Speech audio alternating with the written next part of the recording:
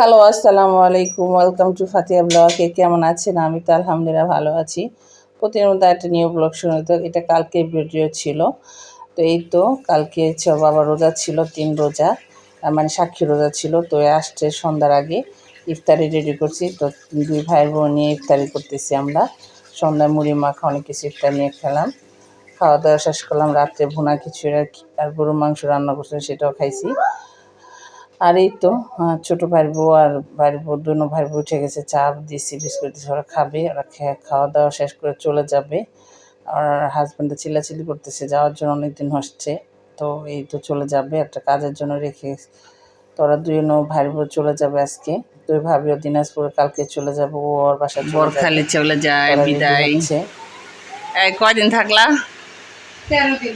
13 দিন থাকছে ছোট ভাইয়ের বউ। আপনি কয়দিন থাকছেন? 9 দিন। হ্যাঁ 9 দিন।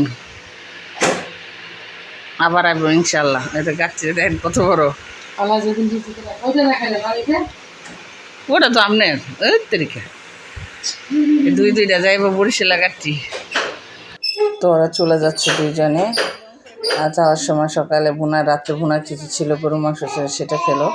আর ছোটো ভাইয়ের বউটা সকালে সব কাজ টাজ করে রেখে গেছে, বাথরুম ধোয়া থেকে শুরু করে ঘরের টুকটাক যা আছে সব কাজ করে তারপরে একটু লেট হয়ে দেরি, মানে 11টার পরে বের হয়েছে। তো ওরা চলে যাওয়ার পরে ঘরগুলো তো একদম গুছাই রেখে গেছে। তখন বুয়া এসে আসছে, বুয়া এসে ঘর মুছবে। তো এই যে ঘর দর একটু এলোমেলো আছে, খাওয়া দাওয়া করে চলে গেছে। তো এখন হচ্ছে যে অনেকগুলো হাঁড়ি পাতি, মেহমান আসলে যাওয়া হয়, হাঁড়ি পাতির জমা আছে, এগুলো বুয়া ক্লিন করবে। আর হচ্ছে আজকে 3 কাজ করব, কালকে যেহেতু আর না আসে, তো আজকে ঘরগুলো একদম ক্লিন করব। তো ওই তো ভাইয়ের বউ চাদর ঠাদর সব কিছু গুছাই টুছাই রেখে গেছে, ঘর ঝাড়ু দিয়ে গেছে। মাসাল্লাহ অনেক গুণের আছে, কাজের আছে। এই তো আর এই তো বুয়া চলে আসছে, বুয়া এসে থালবাড়ি দিতেছে, তারপর কাপড় চোপড় দেবে, তারপর ঘর মুছবে। তো অনেকগুলো থালাবাটি ছিল, 2 বালতি কাপড় চোপড় ভিজিয়ে রাখছিলাম, সেটা ধুইলো। আমি এগুলো রোদ দিব। তারপর সে খালা আবার ঘর মুছতেছে। এই তো গুঁড়া সাবান দিছে ঘর মোছার জন্য, ঘরগুলো একদম আঠা আঠা ছিল। তো এই তো আজকে একদম আমার সব কাজগুলো একদম ক্লিন হয়ে যাবে।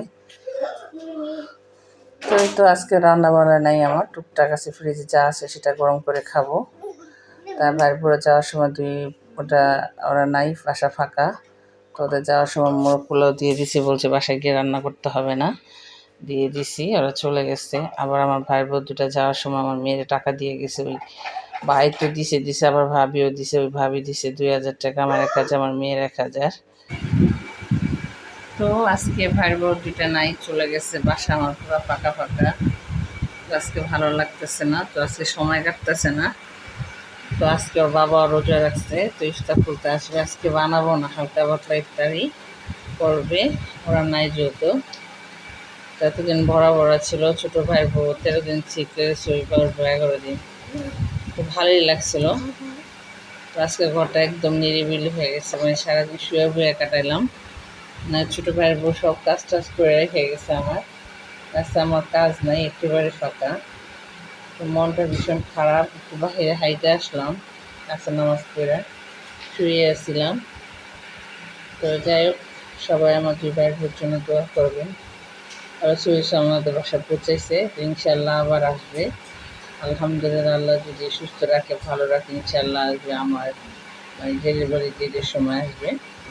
তো আসবে, যখন আসবে তখন আবার অনেকদিন থাকবে। তো ছোটো ভাইয়ের বউ অনেক কাজ করছে, এবার নতুন হিসাবে অনেক কাজ করছে, আমার প্রচুর কাজ করছে। তো আমি এতদিন মানে শুয়ে বসে ছিলাম, টুকটাক মাঝে মধ্যে একটু রান্না করছে, ওরাই রান্না করছে, ওরা মাটির চুলায় রান্না করে খেয়ে গেছে, কাটছে, মানে আমার কোনো কাজই করতে দেয়নি। বলতো আপু আপনি ছড়েন, আমি কাজ করি।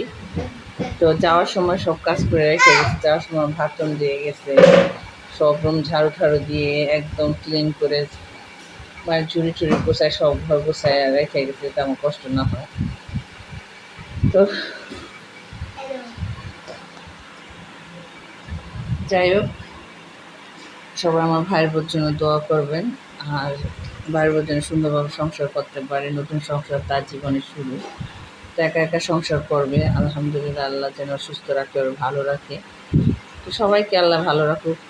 এই তো সবাই আমার ভাই বোনের দোয়া করেন, বেশি বেশি করে আমার জন্য দোয়া করবেন, আমি যেন সুস্থ থাকতে পারি, ভালো থাকতে পারি। আল্লাহ হাফেজ।